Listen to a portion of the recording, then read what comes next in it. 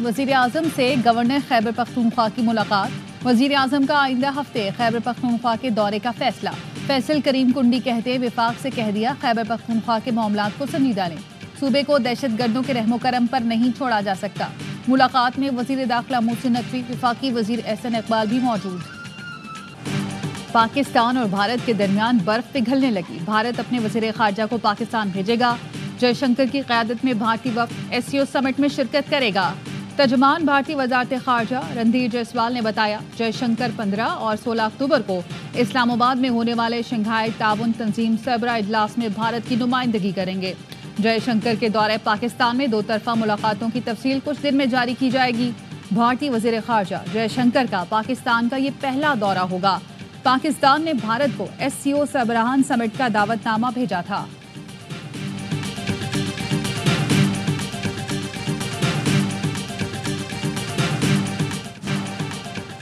इस्लामाबाद में SCO summit के लिए फ़ौज तैनात होगी। नोटिफिकेशन जारी। फ़ौज एससीओ समिट के दौरान 17 अक्टूबर तक तैनात रहेगी। फ़ौज की तैनाती आर्टिकल 245 के तहत की गई। सिक्योरिटी ज़राए के मुताबिक वफाकी दारुल हुकूमत में फ़ौज की तैनाती आज रात 12 बजे तक मुकम्मल कर ली जाएगी। किसी को भी अमन व अमान ख़राब करने की इजाज़त नहीं दी जाएगी। वफाकी काबीना ने इस्लामाबाद में 5 से 17 अक्टूबर तक फ़ौज तैनाती की मंजूरी दी।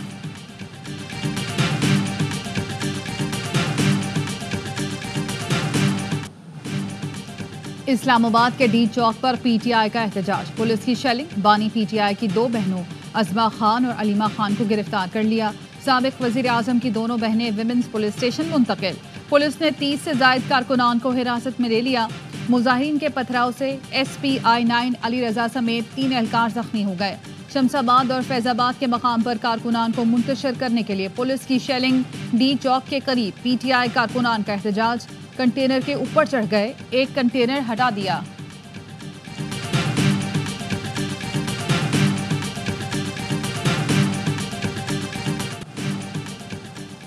बानी की बहनों और दीगर खवातीन की गिरफ्तारी शर्मनाक इक़दाम है। कारकुनों को पैगाम है, डी चौक पहुंच रहा हूं। 2-3 दिन भी लगे तब भी डी चौक पहुंचूंगा। अली अमीन गंडापुर का काफिला रुकावटें हटाता हुआ इस्लामाबाद की तरफ गामजन। खैबर पख्तूनख्वा से लाई हैवी मशीनरी के जरिए कंटेनर्स हटा दिए। मोटरवे पर खोदी गई खंदकें बंद करा दी। वज़ीर आला ने कहा, जो कारकुनान गिरफ्तार और ज़ख्मी हुए हैं उनका हिसाब लिया जाएगा।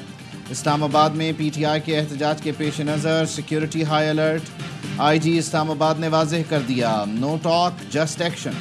अली नासिर रिजवी की डी चौक पर अहलकारों को हर सूरत अमन बरकरार रखने की हिदायत। इस्लामाबाद रावलपिंडी में दफ़ा 144 नाफिज। डी चौक और दोनों शहरों को मिलाने वाले रास्ते बंद। वफाकी दारुल हुकूमत में मोबाइल फ़ोन, इंटरनेट और मेट्रो बस सर्विस मुअत्तल। रावलपिंडी, अटक, सरगोधा और लाहौर में 3 दिन के लिए दफ़ा 144 नाफिज।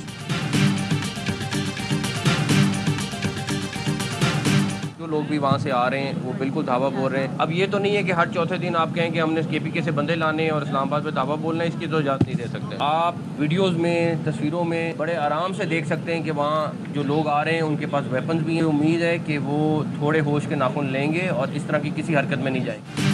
हर चौथे दिन इस्लामाबाद पर यलगार की इजाज़त नहीं दे सकते। खैबर पख्तूनख्वा से मुसल्लह पीटीआई कारकुन इस्लामाबाद पर धावा बोलने आ रहे हैं। वज़ीर दाखिला मोहसिन नकवी कहते हैं, अली अमीन गंडापुर पहले पाकिस्तानी और फिर सियासी जमात से ताल्लुक़ रखते हैं। उम्मीद है वो होश के नाखून लेंगे और पाकिस्तानी बनकर सोचेंगे। वज़ीर दाखिला मोहसिन नकवी का इस्लामाबाद के मुख्तलिफ इलाकों का फ़िज़ाई दौरा। वज़ीर दिफा ख्वाजा आसिफ ने कहा, इसराइल हम पर फ़ौजी हमला नहीं कर सकता, इसलिए बानी पीटीआई के ज़रिए हमला आवर है। इसराइल ने पंगा लिया तो दुनिया में एटमी जंग छिड़ जाएगी। बानी पीटीआई, TTP और अफगानिस्तान में बैठे कुछ अनासिर का एजेंडा एक है। इन सब का सरबरा बानी पीटीआई है। अहम तरीन कॉन्फ्रेंस के मौके पर इंतशार फैलाया जा रहा है।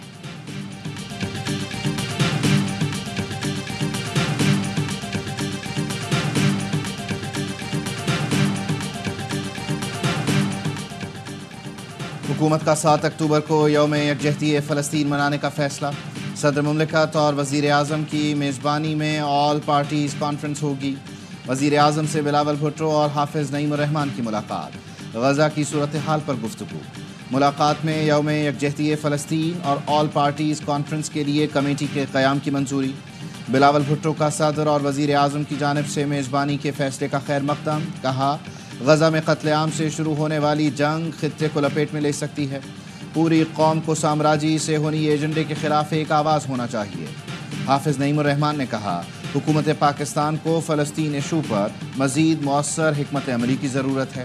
اہل غزہ پر اسرائیلی جارحیت کو 1 سال مکمل ہو گیا، اب سب کو ایک ہونا ہوگا۔ ملیشیا کے وزیر اعظم دورہ پاکستان کے بعد واپس روانہ۔ وزیر اعظم شہباز شریف نے معزز مہمان کو نور خان ایئر بیس سے رخصت کیا۔ شہباز شریف نے کہا انور ابراہیم کے ساتھ تعلقات مزید مضبوط کرنے پر اتفاق ہوا۔ پاک ملیشیا بزنس فورم میں تجارت کے فروغ پر مثبت پیش رفت ہوئی۔ تجارت کے فروغ سے برآمدات میں اضافہ، روزگار کے نئے مواقع پیدا ہوں گے۔ دورے میں ملیشین وزیر اعظم نے پاکستان کی سیاسی اور عسکری قیادت سے ملاقات کی۔ ملیشین وزیر اعظم کو اعلیٰ ترین سول اعزاز نشان پاکستان سے نوازا گیا۔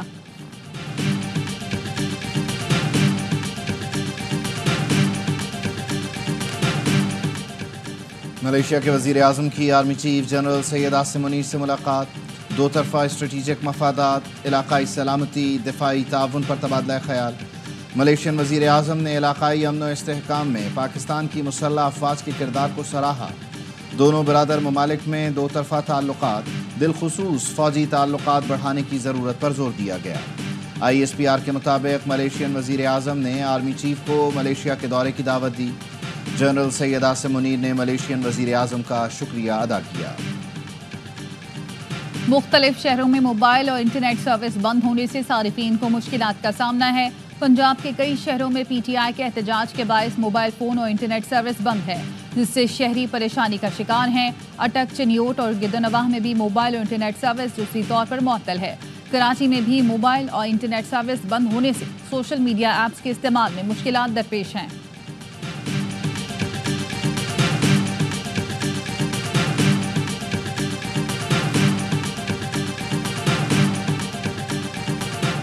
پشاور ہائی کورٹ نے وزیر اعلیٰ علی امین گنڈاپور کو 1 ماہ کے لیے حفاظتی ضمانت دے دی۔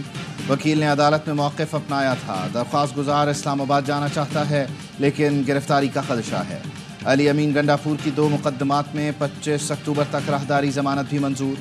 ہائی کورٹ کی درخواست گزار کو متعلقہ عدالتوں میں پیش ہونے کی ہدایت۔ سپریم کورٹ کے باہر وکلاء کے احتجاج کا کیس، ATC اسلام آباد نے مصطفین کاظمی کا 4 روزہ جسمانی ریمانڈ منظور کر لیا۔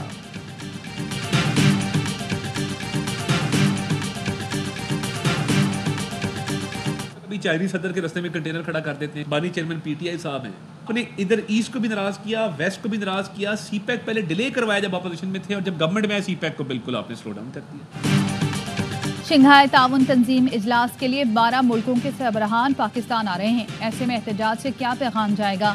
چھوٹے موٹے احتجاج ہوتے رہتے ہیں، ہمارا فوکس معیشت پر ہے۔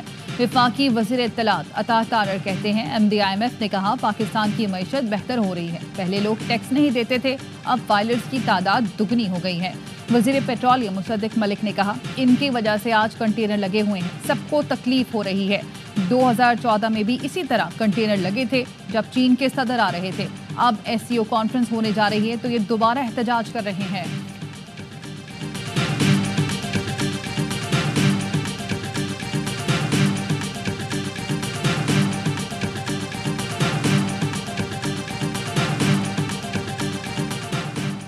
مسلمانوں کو افغانستان سے یمن، ایران سے غزہ اور لبنان تک دفاعی لائن بنانا ہوگی۔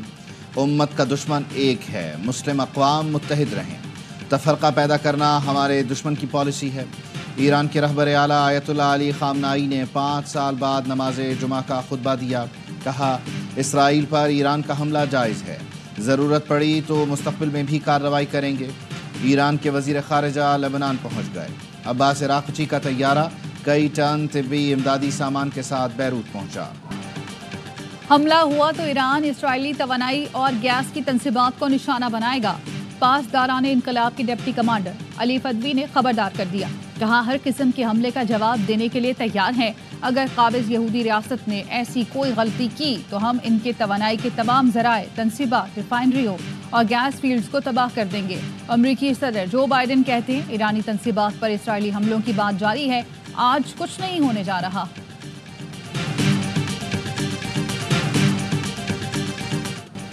لبنان پر اسرائیلی حملوں میں شدت آ گئی. 2 دن میں مزید 30 لبنانی شہید ہو گئے. گزشتہ رات بمباری سے لبنان اور شام کے درمیان شاہراہ تباہ ہو گئی. ہزاروں شہری محصور ہو کر رہ گئے.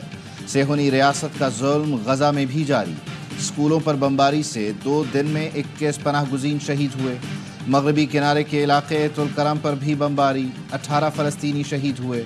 غزہ میں شہادتوں کی مجموعی تعداد 41,800 سے زائد ہو چکی ہے، جس میں بڑی تعداد میں عورتیں اور بچے شامل ہیں.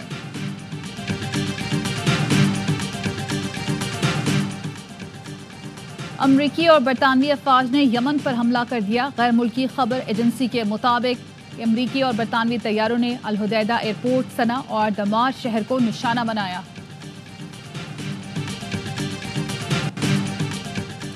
اسرائیلی وزیر اعظم نے میرے واش روم میں جاسوسی کے آلات لگائے. سابق برطانوی وزیر اعظم بورس جانسن کا الزام. کہا نیتن یاہو نے ملاقات کے بعد میرا ذاتی واش روم استعمال کیا. سیکیورٹی نے واش روم چیک کیا تو وہاں سے جاسوسی کے آلات ملے. بورس جانسن اس وقت وزیر خارجہ تھے. یہ انکشاف انہوں نے اپنی آنے والی کتاب میں کیے ہیں.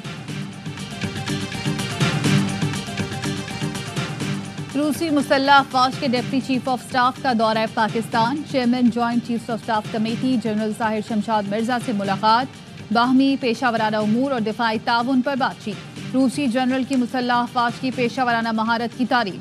دہشت گردی کے خلاف پاکستانی مسلح افواج کی قربانیوں کا اعتراف کیا.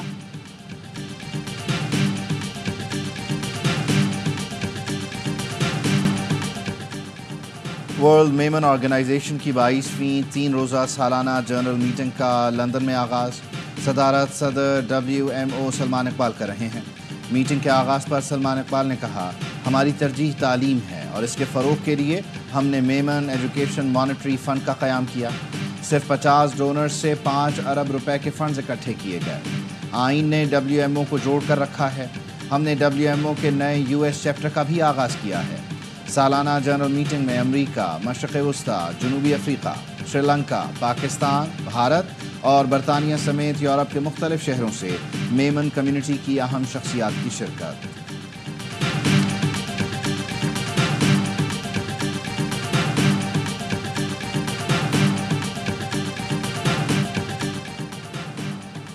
پیپلز پارٹی کے 3 ادوار میں خلاف ضابطہ بھرتیاں کی گئیں. ہر MNA کو 2 سیٹیں دی جاتی تھیں. PIA کی ایک فلائٹ کی لاگت دوسری ایئر لائن سے زیادہ ہے. GMPIA سیلز کا قومی اسمبلی کی نجکاری کی ذیلی کمیٹی کے اجلاس میں بیان. کہا گزشتہ سال 235 ارب کمائے، 120 ارب کے قرضہ جات ادا کیے. PIA پائلٹس کے لائسنس جعلی ہونے کے پارلیمنٹ میں بیان نے نقصان پہنچایا. 200 ارب روپے کا مالی نقصان ہوا. یورپ نے پاکستانی پائلٹس پر پابندی عائد کر دی. رکن ذیلی کمیٹی سحر کامران نے کہا باقی ممالک نے اپنی ایئر لائنز کو پہچان بنایا، ہماری ایئر لائن کا کیا حال ہو گیا. کمیٹی نے PIA اور سول ایویشن سے 10 روز میں تفصیلات طلب کر لیں.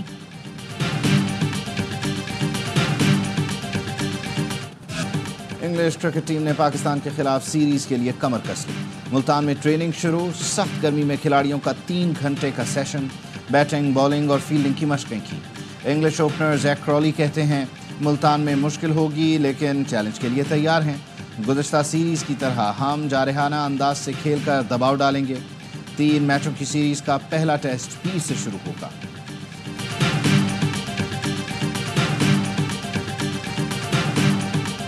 Assalamualaikum. I came Osaka, Japan. France, let's speak English tonight, especially for you. Karachi arts council میں عالمی ثقافتی میلہ جاری. دنیا بھر سے آئے مہمان اپنے فن کا جوہر دکھا رہے ہیں. آج جاپان کے کامیڈی تھیٹر گروپ نے ڈرامہ پیش کیا. فرانس سے آئے آرٹسٹ نے پتلی تماشا دکھا کر داد سمیٹی. آڈیٹوریم میں تھیٹر سمیت دیگر پروگرام جاری. آرٹس کونسل کے آنگن میں بھی ڈانس گروپ اپنے جوہر دکھا رہے ہیں.